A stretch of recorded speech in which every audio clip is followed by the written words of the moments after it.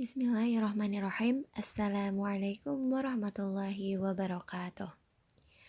Halo teman-teman semua, bertemu lagi di video saya, Kisti Nurbaiti.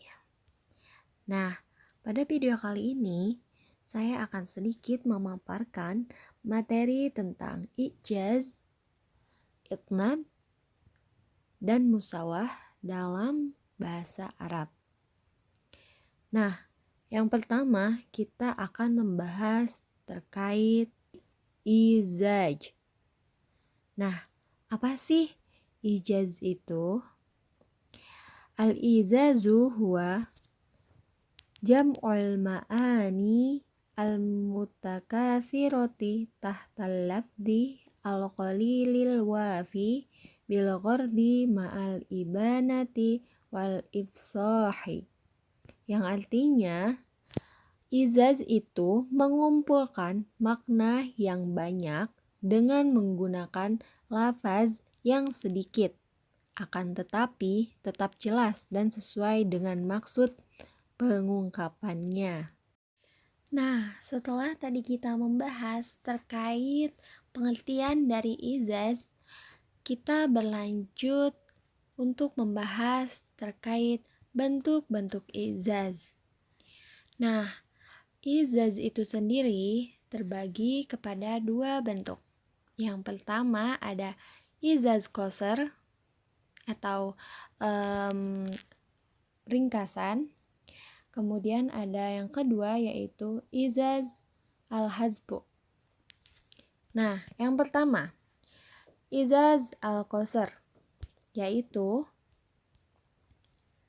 ma tazidu fihil ma'ani alal alfaz, yang artinya bentuk susunan kalimat yang makna-maknanya melebihi lafaznya. Contohnya terdapat dalam surat Al-A'raf ayat 54, A'udzubillahi minasyaitonirrajim. Ala lahul khalqu wal am. Ketahuilah milik Allah segala urusan dan penciptaan. Nah, kata khalqu yang artinya penciptaan dan kata al-amru yang artinya urusan mengandung makna semua atau segala hal yang berkaitan dengan penciptaan makhluk dan urusan seperti hidup, mati, senang, bahagia, dan lain halnya. Itu sudah terkandung dalam makna ayat ini. Nah, selanjutnya kita akan membahas tentang yang kedua yaitu ijaz al-hazbu atau efisiensi dengan cara membuang. Nah, ijaz al-hazbu adalah ijaz dengan cara membuang bagian dari pernyataan dengan tetap tidak mengurangi makna yang dimaksudkannya. Contohnya terdapat dalam surat Yusuf ayat 82 yang berbunyi A'udzubillahi minasyaitonirrajim. Was'alil qaryatal lati kunna fiha, yang artinya bertanyalah kepada desa yang pernah kami diami. Nah, pada contoh ini tidak disebutkan lafaz ahlu yang asalnya was'ali ahlul qaryah, karena seseorang tidak mungkin bertanya kepada desa, tetapi seseorang itu akan bertanya kepada penduduk atau orang-orang yang ada di desa tersebut. Nah, itu dia bentuk-bentuk dari ijaz, yaitu ada dua, ada ijaz al-qasar dan ijaz al-hazbu. Selanjutnya kita akan membahas tentang ijaz al-hazbu. Tadi telah disebutkan ya sebelumnya bahwa ijaz hazbu ini ijaz dengan cara membuang bagian dari pernyataan, tetapi tetap tidak mengurangi makna yang dimaksudkannya. Nah, ungkapan yang dibuang dalam kalimat ijaz ini bisa bermacam-macam. Antara lain yang pertama ada huruf.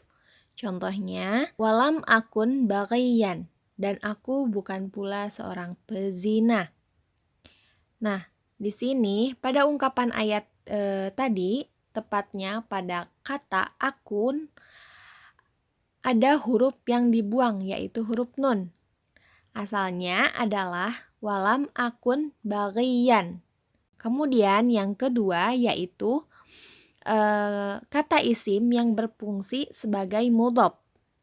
Contohnya, wajahidu fi sabilillahi haqqan jihadih. Dan berjihadlah kamu pada jalan Allah dengan jihad yang sebenar-benarnya. Nah, pada ayat tadi terdapat kata yang dibuang, yaitu kata sabili yang terdapat pada ungkapan fi sabilillahi. Nah, kata yang dibuang pada ayat tersebut berfungsi sebagai mudhof. Jadi, yang tadi disebutkan dalam ayat itu langsung ke fillahi, yang asalnya yaitu fi sabilillahi. Nah, kemudian yang ketiga yaitu kata isim yang berfungsi sebagai mudhof ilaih. Contohnya, wa wa'adna Musa salasina lailatan wa atmamna ha bi'ashrin, yang artinya dan telah kami janjikan kepada Musa memberikan Taurat sesudah berlalu waktu 30 malam, dan kami sempurnakan jumlah malam itu dengan 10 malam lagi. Nah, pada ayat tadi terdapat kata yang dibuang, yaitu pada ungkapan bi'ashri layalin. Pada ungkapan tersebut, kata yang dibuang adalah layalin. Nah, kata tersebut berfungsi sebagai mudhof ilaih. Jadi, yang tadi disebutkan hanya bi'ashrin ya, yang awalnya itu bi'ashri layalin. Kemudian yang keempat yaitu ada kata isim yang berfungsi sebagai mausuf. Seperti contohnya yaitu illa man taba wa amana wa amila sholihan. Kecuali orang yang bertaubat, beriman dan beramal dengan amal yang soleh. Nah, kata yang dibuang terdapat pada ungkapan wa amila sholihan. Kata yang dibuangnya adalah amalan, sehingga lengkapnya adalah wa amila amalan sholihan. Nah, kata amalan pada ungkapan tadi berfungsi sebagai mausuf. Kemudian yang terakhir ada kata isim yang berfungsi sebagai sifat. Contohnya, fazadathum rijsan ila rijsihim.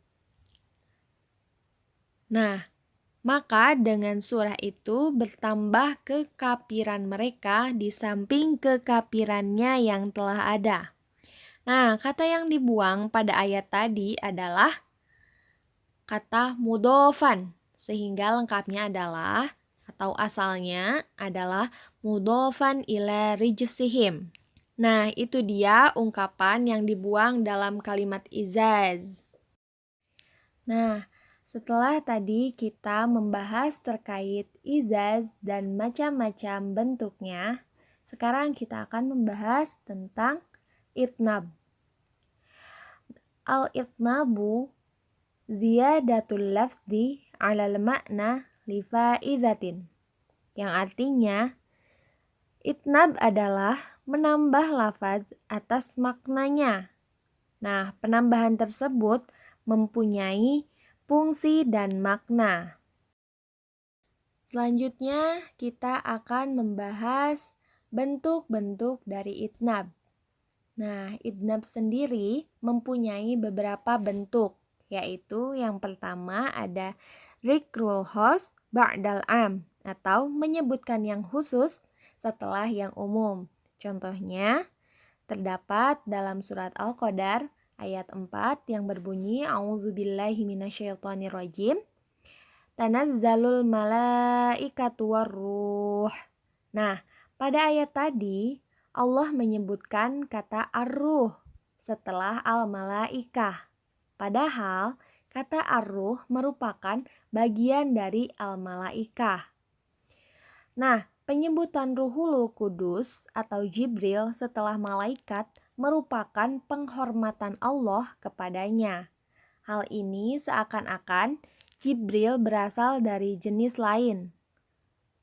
Nah, faidah penambahan kata tersebut untuk menghormati sesuatu yang khas.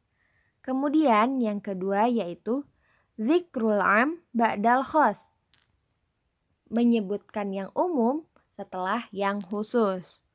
Contohnya, Rabbighfirli wali walidayya waliman dakhala baiti mu'minan. Ya Tuhanku, ampunilah aku dan kedua orang tuaku dan setiap orang mukmin yang masuk ke dalam rumahku. Nah, pada ayat tadi terdapat itnab karena ada penyebutan sesuatu yang umum, yaitu kata mukminan setelah yang khusus. Kemudian penyebutan yang umum setelah yang khusus memberi makna bahwa kata-kata yang khusus itu tercakup oleh yang umum dengan memberikan perhatian pada sesuatu yang khusus dengan disebut 2 kali. Kemudian yang ketiga ada al-idhah ba'dal ibham yang artinya menjelaskan yang umum. Contohnya, pawaswasa ilaihi syaitanu qala, ya Adamu hal adulluka ala syajaratil khuldi. Syaitan membisikkan kepadanya. Dia berkata, Adam, maukah aku tunjukkan pada buah abadi?